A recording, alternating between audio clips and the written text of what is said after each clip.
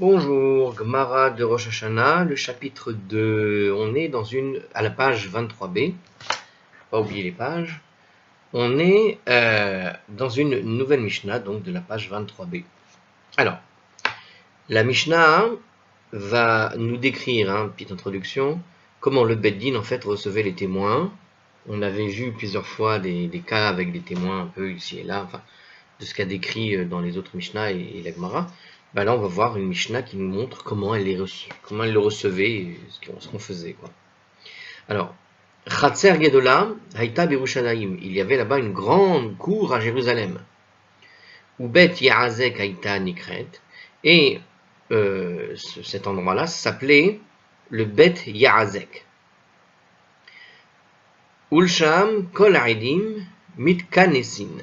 Et c'est là-bas que tous les témoins donc se rassemblaient. Donc tout celui qui voulait déposer un témoignage, ce genre de choses. Ok. Ou Bettidin Bodkin Otam Sham. Et puis le Beddin en fait les interrogeait là-bas. Ou Saoudot Gedolot Rosin Lahen. Et on faisait à ces témoins des grands repas. Bishvil Sheyiyu Regilin Lavo. Pour qu'ils s'habituent à venir, tout simplement. Barishona Lo Ayu Zazin Misham Kolayom. À l'origine, les témoins, en fait, ne bougeaient pas de là-bas toute la journée. Donc, ils étaient bloqués là-bas.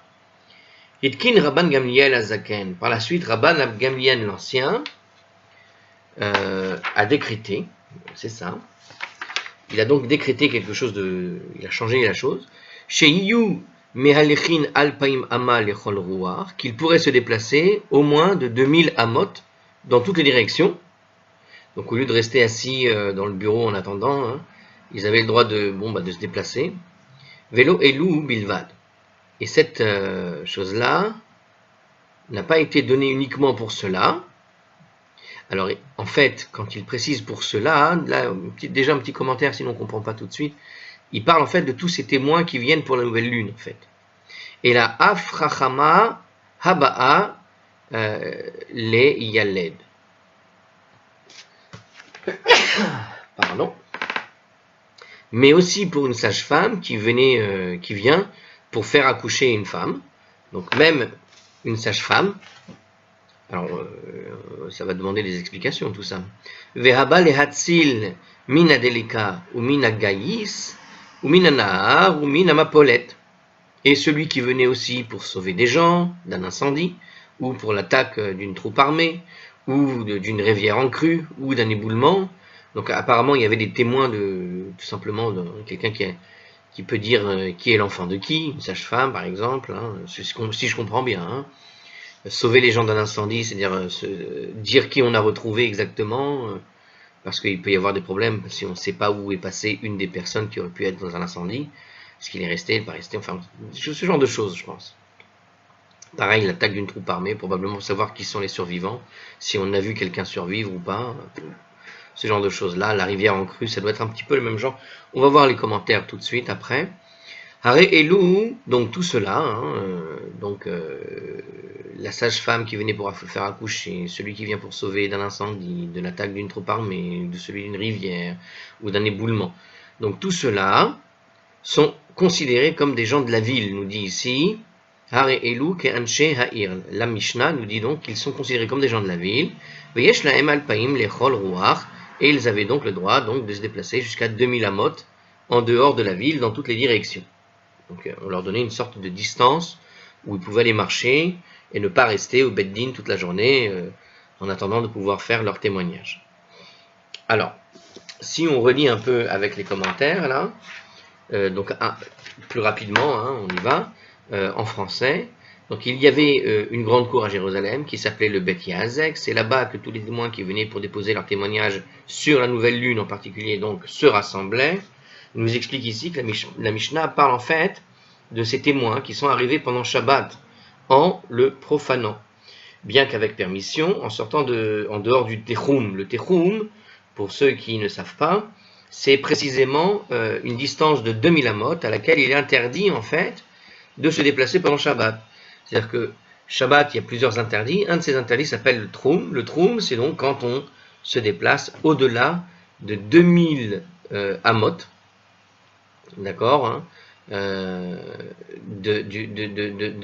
la dernière habitation d'une ville. C'est-à-dire que quand tu as une ville, il y a un interdit Shabbat de voyager en fait.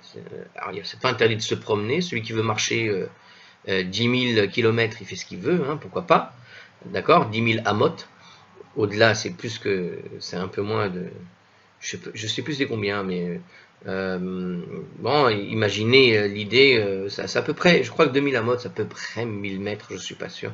Bref, l'idée ici, c'est que le troum, c'est l'interdiction donc de voyager. Pour voyager, qu'est-ce que ça veut dire voyager? D'après la définition donc, on a déterminé une sorte de limite qui va être en fait une sorte de frontière de la ville. Il y a la frontière qui va au-delà de la dernière habitation d'une ville.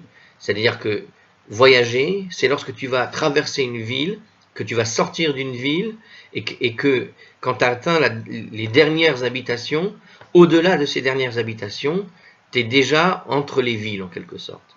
Et donc, tu as démarré un voyage.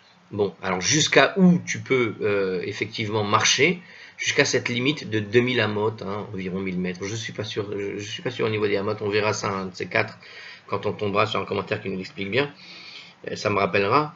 Mais juste retenez ce concept, c'est-à-dire qu'il y a une sorte de distance après la dernière, on va dire, la dernière donc habitation, où on considère qu'après avoir marché ces 2000 mètres, au fond, on est sorti et de la ville et en quelque sorte de sa zone, on va dire, de promenade. Ça n'est plus une zone de promenade. Dès que tu dépasses 2000 mètres, hein, enfin 2000 amot, tu as atteint la zone en fait de voyage en quelque sorte. Donc l'interdiction de voyager impliquait de ne pas dépasser cette zone spécifique de 2000 amot. Je vais fermer ma fenêtre 2 secondes.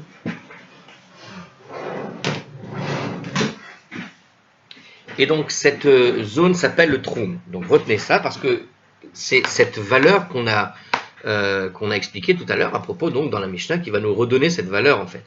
Donc justement, comme c'est interdit, eh bien ces témoins qui sont arrivés pendant Shabbat, eh bien certains en fait, même s'ils ont la permission, ils ont évidemment transgressé l'interdiction de troum. Ils ont dépassé cette valeur maximale de la zone d'habitation qu'ils ont donc, comment dirais-je, dépassé, hein, ok, pour voyager. Donc ils avaient, au départ, ils n'avaient pas le droit de se déplacer, mais en réalité, donc ils sont. Alors comme ils n'avaient pas le droit de se déplacer, regardez ce qu'il dit ici justement. Et ben du coup, on est dans cette cour de témoins, il nous dit le commentaire ici, et on va voir ça tout à l'heure dans l'autre commentaire.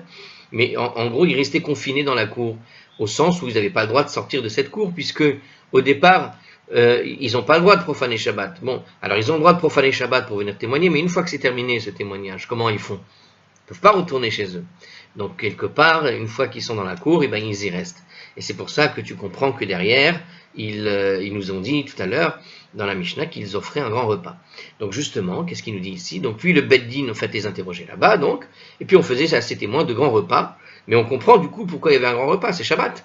C'est le jour de Shabbat, ils ne peuvent pas se déplacer, ils n'ont plus le droit de sortir, ils ne peuvent pas retourner chez eux, donc bon, c'est un Shabbat, ça reste Shabbat, ils ont fait leur devoir de témoigner de Rosh Chodesh, et puis en plus c'est Rosh Chodesh, donc on va faire un grand repas pour célébrer au fond la fin du Shabbat, je pense, ou en tout cas le déroulement du Shabbat, comme ils auraient fait un grand repas chez eux aussi, puisque à Shabbat on a l'habitude de s'offrir un bon repas, afin qu'ils s'habituent donc à venir. Alors pourquoi qu'ils s'habituent à venir? On comprend du coup, parce que comme c'est Shabbat en général, le problème comme c'est Shabbat, c'est que les gens ne veulent pas nécessairement venir témoigner en se disant si je viens témoigner et que je reste coincé, et que il peut même plus retourner chez lui, puisque après c'est interdit. Une fois qu'il a transgressé Shabbat, c'est pas pour revenir. Il peut plus transgresser Shabbat une fois qu'il a fait son témoignage. Donc si tu veux inciter les gens à pouvoir se déplacer pour éventuellement, comment dirais-je, pour éventuellement témoigner, oui, mais peut-être des gens ils diront il n'a qu'à retarder le Rosh Chodesh d'un jour, c'est pas grave, même si j'ai vu la lune, c'est embêtant pour moi de devoir passer Shabbat en dehors de ma famille, en dehors de pouvoir manger correctement, etc. Donc les gens, voilà, il fallait les inciter à venir. Pour les inciter à venir, donc ils faisaient un grand repas, et donc les gens savaient qu'en venant témoigner pour qu'ils avaient vu, alors Shrodesh, donc ils avaient vu la lune, au fond, leur attendaient, c'est-à-dire qu'ils n'allaient pas rester à rien faire le reste de Shabbat, non, ils allaient participer à quelque chose de plutôt grandiose, de plutôt sympathique. Donc un grand repas avec beaucoup de monde, hein, avec les rabbins qui sont là, certainement, et ceux et les autres qui ont témoigné. On peut comprendre du coup, hein, si je continue un petit commentaire comme ça tout seul sans regarder la suite, mais on peut comprendre du coup pourquoi est-ce que dans certains dans certains chapitres précédents, on avait, enfin dans d'autres chapitres là, qu'est-ce qu'on a, enfin dans d'autres textes, on avait parlé de témoins qui étaient des faux témoins, qui venaient témoigner alors qu'ils n'avaient rien vu. Bah, tu comprends très bien qu'il peut y avoir des gens un peu pauvres qui se disent, tiens, on sait que là-bas, quand il y a des témoignages, il y a un grand repas à Shabbat qui est organisé, alors on va venir témoigner qu'à Rosh Chodesh, alors qu'ils n'ont rien vu. Et donc, ça posait un problème. Donc, il fallait des gens où on avait une garantie quelque part qu'ils ne viendraient pas pour profiter finalement du grand repas, et au fond, ils viennent profaner Shabbat, ça ne les dérange pas. Ils se font passer pour des religieux qui profanent Shabbat, et qui vont justement faire tout ce témoignage uniquement pour pouvoir manger à l'œil à l'endroit du Beddin. Hein. Donc on voit le genre de problème que ça peut occasionner. Pourquoi est-ce qu'il peut y avoir effectivement des vrais faux témoins complètement intéressés pour autre chose que le Rosh Chodesh au fond. Alors justement, donc qu'est-ce qu'il nous dit par la suite? À l'origine, les témoins en fait ne bougeaient pas de là-bas. Alors qu'est-ce que ça veut dire? Ils devaient rester en fait à ce Bnei Yazek, d'accord? Voilà, tout simplement. C'est-à-dire ils ne bougeaient pas de là-bas, parce qu'une fois que tu es arrivé là-bas, tu ne bougeais pas de cette cour. Alors le Rambam nous rajoute une chose. Donc les témoins se rassemblaient toujours, même en semaine en fait, dans le Bet Yazek, afin de faciliter leur examen par le Bet Din. Donc ici, on a fait donc le commentaire comme quoi il s'agissait du jour de Shabbat, et c'est pour ça qu'il y avait un grand repas, mais il semblerait que les témoins venaient de toute façon se rassembler au même endroit, à ce Bet Yazek. C'était un endroit connu pour réunir les témoins et les examiner, quoi, pour voir s'ils étaient des vrais menteurs ou des fabulateurs ou des gens qui disaient effectivement la vérité. Voilà. Alors, donc ils ne bougeaient pas toute la journée. Alors on y va. Alors évidemment, c'est ce qu'on a un peu expliqué. Regardez, si les témoins ont dû sortir de leur techoum pour voyager Shabbat, c'est-à-dire de leurs 2000 mètres maximum, 2000 amot, d'accord, ils n'ont plus le droit de quitter le Bet Yazek tout le Shabbat, tout simplement. Puisqu'ils sont arrivés, ils ont quitté le troum, mais une fois qu'ils sont arrivés là-bas, c'est fini. En vertu de la loi qui nous dit la chose suivante, dans Eruvim 41b, alors ça vient d'une loi, c'est pas l'explication que j'ai donnée, qui dit que selon laquelle celui qui sort de son troum Shabbat doit rester dans les 4 amot de l'endroit où il se trouve pendant le reste de Shabbat. Alors 4 amot, c'est ça, c'est environ 2 mètres, hein, donc 2000 amot, c'est à peu près 1000 mètres, il me semble, hein, de ce que je me rappelle.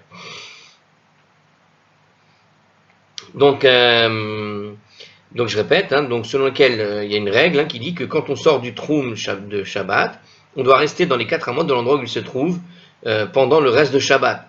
Ça veut dire que tu ne bouges plus. Hein. Si tu as dépassé tes 2000 mètres, tu ne peux plus bouger. Alors il y a une méthode en réalité pour bouger Shabbat et dépasser ces 2 amot, qui consiste en fait à chaque fois à marcher 2 amot, s'arrêter, et du coup tu rallonges ta frontière personnelle autour de toi de 2 amot supplémentaires, de 4 amot supplémentaires, pardon. C'est-à-dire que tu avances de 2 amot, tu t'arrêtes, tu avances de 2 amot, tu t'arrêtes, et à chaque fois tu réinitialises au fond la distance des 4 amot autour de toi. Bon, ça c'est juste un petit truc pour ceux qui connaissent. Alors si la personne se trouve alors à l'intérieur d'une enceinte clôturée par exemple, comme l'était la cour dont parle la Mishnah, toute l'enceinte en fait est considérée elle-même comme 4 amot, et il peut se déplacer partout dans l'enceinte, mais il peut pas sortir. Donc une enceinte fermée, quand tu es sorti de ton troum, dès que tu arrives dans un endroit fermé, tu ne peux plus sortir de cet endroit tout simplement, parce que c'est considéré comme une enceinte de 4 amot. Donc théoriquement, il ne pouvait plus bouger. Par conséquent, lorsque la Mishnah nous dit que les témoins ne bougeaient pas de là-bas, ça implique qu'à l'intérieur du Bet Yazek, ils pouvaient se déplacer sans restriction, Bon, c'est une grande cour, je ne sais pas quelle était la taille de cette cour, mais voilà, bon, c'est comme si tu arrivais dans une espèce de grande, je sais pas, une grande synagogue, et puis tu restes un peu coincé à l'intérieur, voilà, avec la cour qui est en bas. Alors, en réalité, toute la ville de Jérusalem était elle-même en fait entourée de murailles. Alors, pourquoi alors les témoins n'avaient-ils pas le droit de se déplacer dans toute la ville sans restriction? Alors, c'est une bonne question. Je vais dire pourquoi c'est une bonne question que pose ici le commentateur. Apparemment, c'est Tosfot. Ici, cette question, elle dit la chose suivante. Quand on a une grande muraille, on considère en fait que le terrain est fermé. Et donc, on n'a plus... c'est comme la cour qu'on vient de décrire, puisqu'on a dit que tu es dans 4 amotes à partir du moment où tu es dans une cour. Donc, s'il a traversé une ville et qu'il est arrivé dans une nouvelle ville, en quelque sorte, au fond, à partir du moment où cette ville est là une muraille, théoriquement, il a le droit de marcher dans toute la ville. Donc, c'est une question donc de muraille. Alors, Tosfot nous explique que la Mishnah se rapporte à une période où les Grecs avaient déjà ouvert plusieurs brèches dans les murailles de Jérusalem, et donc on ne pouvait plus dès lors se considérer comme clôturé. Donc il parle ici en fait du concept du hérouv.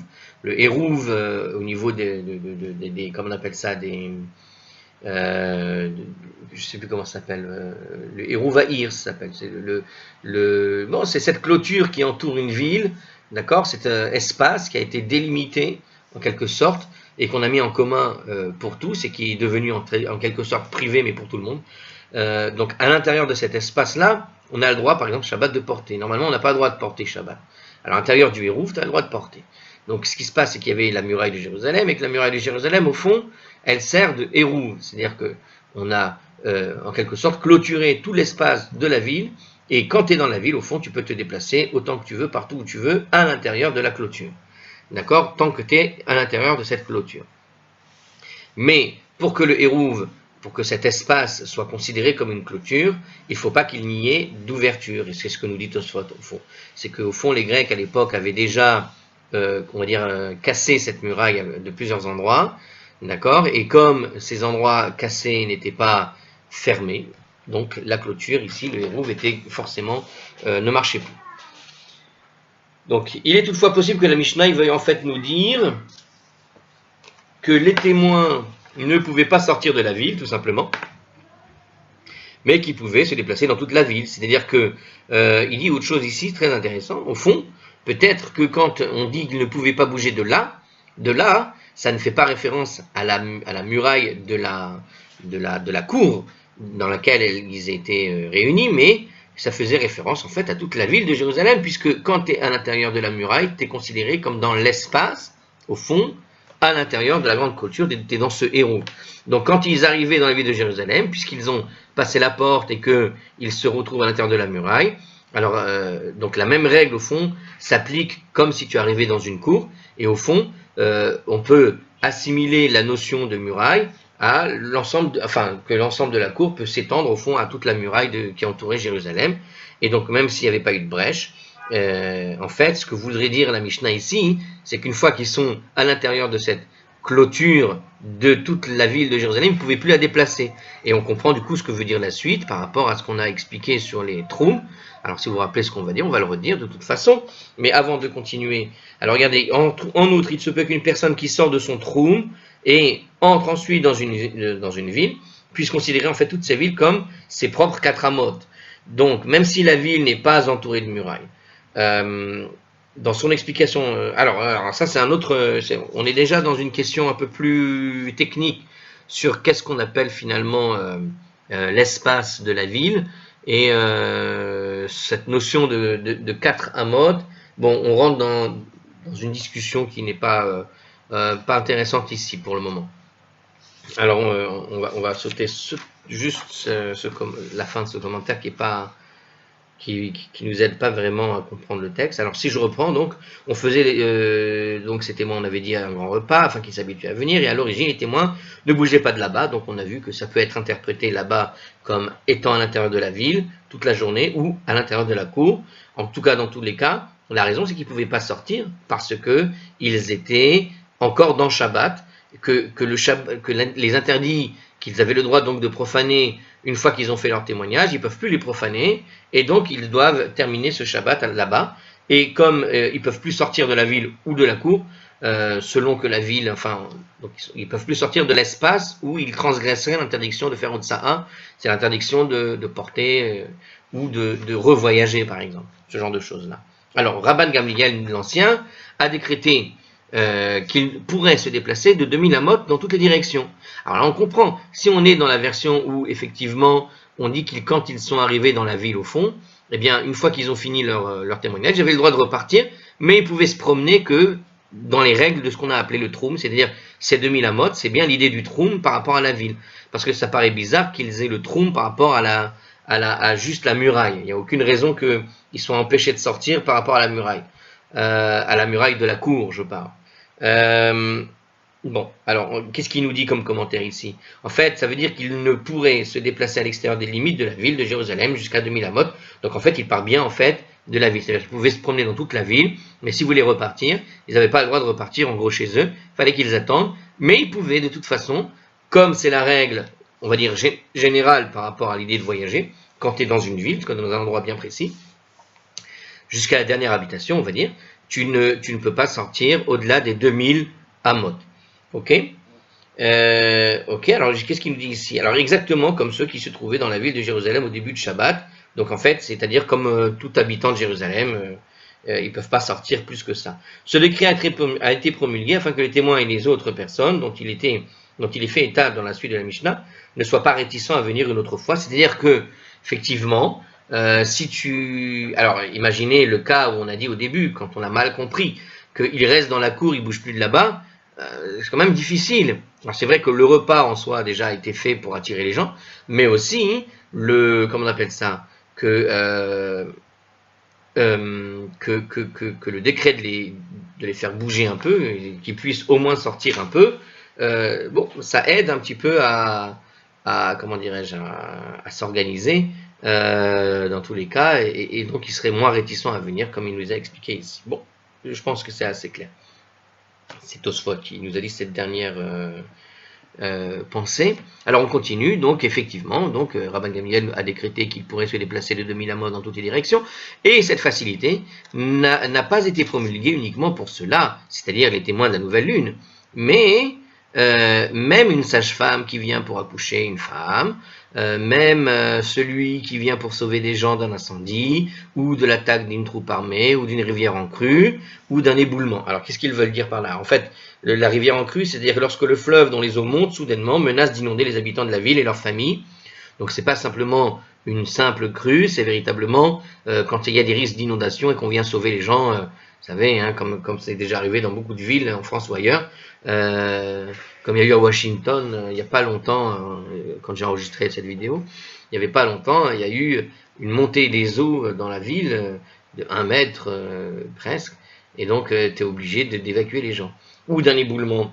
Alors, dans tous les cas, la profanation de Shabbat est permise en vertu donc de la règle générale qui permet simplement de profaner le Shabbat en vertu de sauver la vie des gens. Donc, on voit ici tout un tas de cas où en fait tu profanes le Shabbat et puis quand la situation est passée, que le danger est passé, tu ne peux plus profaner Shabbat.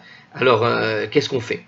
Eh bien, il t'explique que cette règle d'interdire les 2000 amot, d'autoriser ce déplacement de 2000 amot au-delà de ce qui aurait dû être permis, n'a pas été fait que pour les gens qui viennent témoigner de la lune, mais pour tout autre cas. Mais là où je me pose la question, c'est quel rapport ici avec l'idée de témoignage? Pourquoi est-ce qu'on mélangerait le cas du témoin qui a profané? Ah, c'est ça le rapport. En fait, on est en train de parler de tous les cas où on a d'abord profané Shabbat pour sauver des gens, donc alors ça peut être l'incendie, la troupe armée, la rivière, l'éboulement, d'accord, la rivière en crue. Donc on parle en fait de tous les cas où tu profanes, et puis après avoir passé la crise, eh bien revient finalement la situation telle qu'elle était au début, c'est-à-dire une situation où il y a plus de danger.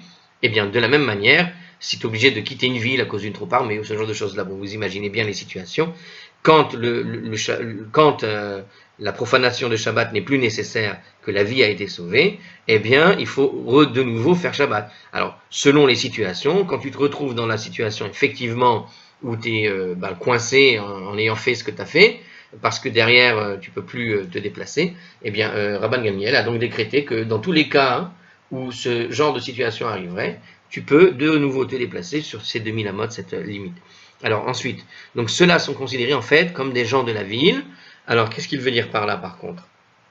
Et ben, il n'y a pas écrit. Bon, ben, tout simplement, on peut imaginer que tout celui qui a échappé à l'éboulement ou la rivière en crue, donc ils habitent dans des endroits, dans des zones qui sont un peu plus isolées. Et puis, en fait, ils sont, par exemple, les troupes armées, c'est ce qui se passait tout au Moyen-Âge. Hein, les châteaux forts, c'était le centre au fond de la ville. Ben, qu'est-ce qui se passait? Les gens habitaient dans les campagnes, et puis dès que des troupes armées ennemies arrivaient, ils se réfugiaient là où il y avait le château fort, bon, c'est-à-dire dans la ville principale, quoi, centralisée. Bon, c'est un petit peu l'idée ici, c'est-à-dire que quand tu rentres dans Jérusalem, tu viens te protéger de l'arrivée des armées, par exemple.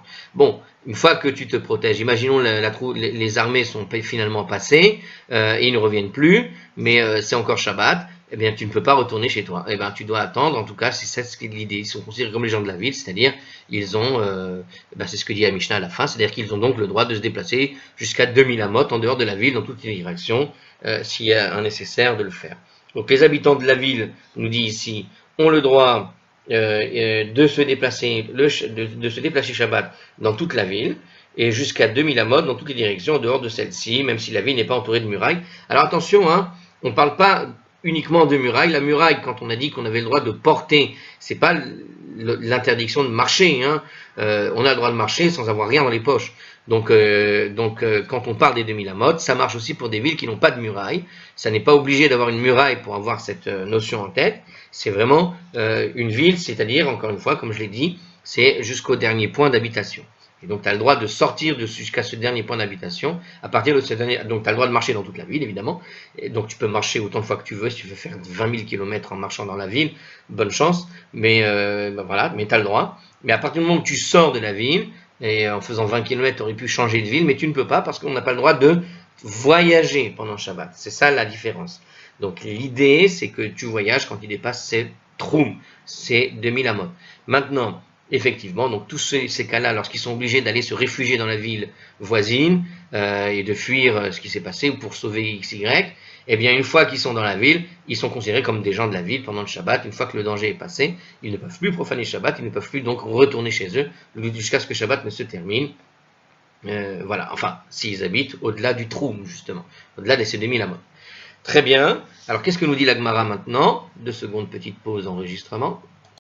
Voilà, c'est fait. Alors, la Gemara. La Gemara cherche à définir en fait quelques mots particuliers. Ils veulent comprendre apparemment certains mots. Ben justement, on a parlé d'un mot qu'on n'a pas tellement expliqué. Ibaya lehu. Ils ont demandé. Bet Yazek Tenan. Le Bet Yazek qui est enseigné dans la Mishnah. Au Bet Yazek Tenan. Où est-ce qu'il est écrit le Bet Yazek? Bien, alors, est-ce que c'est le Bet Yazek ou est-ce que c'est le Bet Yazek qui est enseigné dans la Mishnah? Maintenant, on va voir la différence entre ces deux mots. Donc, est-ce que c'est le Yazek avec un Aïn qu'on intercale entre le Ya et le Zek, ou est-ce que c'est Bet Yazek sans Aïn? Et ça va changer le sens, évidemment, du mot. Donc, qu'est-ce que ça veut dire? Alors, si c'était Bet Yazek, nous dit la Gemara, Bet Yazek Tenan. Si c'est Bet Yazek qui est enseigné dans la Mishnah, donc le Bet Yazek avec un Aïn. L'Ishna, mais Aliyahu, ça a une connotation qui est positive. Dirtiv, Veya Vayazekehu, Vaisakelehu. Car il est écrit ça où? Une seconde, je vous dis ça, dans Isaïe, le chapitre 5, verset 2, il est écrit, et il le clôtura, et il en enleva les pierres. Alors, si je vous dis le verset entier, puisqu'il est écrit, dans le verset Vayazekehu signifie et il clôtura sous-entendu le vignoble, avec un mur de pierre, c'est-à-dire en fait un mur de protection. Donc la racine Azek ressemble en fait au mot araméen Yaizka, l'idée d'un anneau, donc Rashi ici, sur Isaïe. Donc ça veut dire quoi? Que Bet Yazek a une connotation qui est positive parce qu'il désigne un domaine qui est donc protégé par une cour, tout simplement, dans une cour. Donc il y a l'idée de Bet Yazek, c'est la maison clôturée, quoi. On peut dire ça. Donc celle qui est clôturée, protégée même. Donc c'est presque l'idée vraiment du château fort pour le coup. L'endroit clôturé, l'endroit fermé. Au dilemma Bet Yazek Tenan, mais peut-être que c'est écrit le Bet Yazek qui est enseigné dans la Mishnah, c'est-à-dire sans le Aïn, directement Yazek, Et ça veut dire quoi? Lishna, des tsahara, hu. Et ça change parce que c'est plutôt une expression de douleur, d'inconfort. Kedirti, veu asur, ba'azikim. Comme il est écrit, il était attaché avec des chaînes. Donc, Bet Yazek, ici, dans Jérémie, le chapitre 40, verset 1, le Bet Yazek pourrait donc avoir une connotation un peu différente, du coup, puisque Yazek, hein, ou comme dans certaines versions du texte, Yazek avec un Aleph même, on te rajoute un Aleph. Donc il y a même une version où on rajoute le Aleph dans l'explication, qui renforce en fait la racine de ce mot. Et donc ça a une connotation qui est négative. Pourquoi? Parce que il décrit une cour où étaient confinés les témoins. Parce que le mot Yazek, du coup, veut dire l'idée de confinement, une connotation de confinement, c'est l'idée d'enchaîner, on a dit. Donc, Bet Yazek, c'est limite, c'est l'idée d'être confiné. Voilà, c'est une idée de confinement. Les témoins, en fait, alors il y a écrit ici, par exemple, et décrit la cour où étaient confinés les témoins comme un endroit où ils étaient enchaînés, par exemple. Alors évidemment, on n'enchaîne pas les témoins, mais apparemment, comme à l'origine, ils n'avaient pas le droit d'en sortir jusqu'à la fin de Shabbat, donc tu pouvais faire une sorte de surnom de cet endroit-là en disant c'est le Bet Yazek, c'est la maison où tu es enchaîné, parce que tu ne peux plus sortir. En gros, en fait, on est arrivé pour témoigner, on se retrouve en prison. Donc, ce Bet Yazek a une connotation qui est un peu négative, si tu l'écris comme ci, et une connotation positive si tu l'écris comme ça. Si tu l'écris Yazek avec un Aleph ou sans Aleph, mais sans le Haïn, ça a une connotation d'enchaînement. Donc, tu es fermé, tu es enfermé, tu ne peux plus bouger. Et si tu dis Bet Yazek, ça a une connotation plutôt positive, parce que c'est plutôt l'idée de protéger, de protection. Il y a une muraille qui protège, d'accord? C'est plus une clôture. Très bien. Alors que, continuons. La Gemara tente de répondre à cette question. Amar Abaye. Abaye nous dit, Ta Shema, viens et apprends. Viens apprends une preuve, donc de la suite de la Mishnah. Dans la suite de la Mishnah, justement, il y a écrit quoi?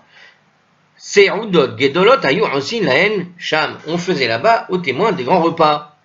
Kede chez Yuregilim, lavo, pour qu'ils s'habituent à venir. Alors, qu'est-ce que ça veut dire, justement? Regardez la preuve Abaye, et c'est pas idiot, regardez bien.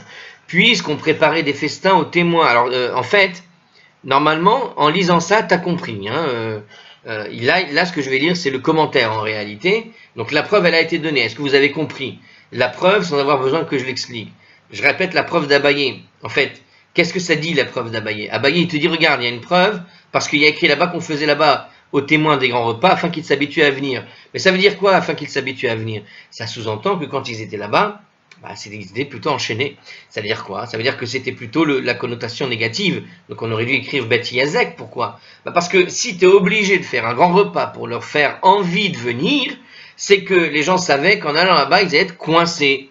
Hein? Et puisqu'ils allaient être coincés, tu comprends qu'en réalité, c'est pas une notion de clôture où tu te sens protégé, mais plus une notion d'enfermement où tu te sens un peu enchaîné, parce que tu peux pas sortir. Alors, est-ce que c'est bien ce que j'ai compris ou pas? Donc, puisqu'on préparait, regardez ce qu'il dit donc le Hard Scroll, puisque l'on préparait les festins aux témoins pour les encourager à venir, on peut supposer que ces festins compensaient un désagrément qui était causé par un confinement forcé. Donc, on l'a bien compris. Voilà, c'était assez simple. C'est Rashi qui nous explique ça en fait. Ici, ils nous disent d'aller voir Rashi pour ça. Alors, on peut donc dire que la version correcte de la Mishnah est plutôt Bet et Bet Yazek, et non Bet Yazek, ces dernières versions ayant une connotation d'inconfort. Alors, une minute. Mais non, mais c'est le contraire. Pourquoi il dit ça? Moi, j'aurais compris que non, on aurait dû dire Bet Yazek, c'est la maison d'enchaînement. Puisqu'on prépare des festins aux témoins pour les encourager à venir, on peut supposer que ces festins compensaient le désagrément causé par le confinement forcé. Eh bien, très bien. Mais regardez comment il déduit ici dans Hard Scroll. Il dit, on peut donc dire que la version correcte de la Mishnah est le Bet Yazek avec le Haïn, celui qui n'est pas un confort. Et non Bet Yazek, puisque cette dernière version a une connotation d'inconfort. Mais c'est le contraire. Si tu es obligé de mettre là-bas un festin pour les inciter à venir, c'est que les gens n'avaient pas envie de venir se faire enchaîner. Donc tu leur donnes un moyen justement de compenser un désagrément. Et donc c'était plutôt Bet Yazek, et on a quelque part changé ce Bet Yazek en Bet Yazek en offrant là-bas des festins. Mais si on n'avait pas été obligé, si ça avait été le Bet Yazek, on n'aurait pas dû être obligé d'offrir là-bas des festins.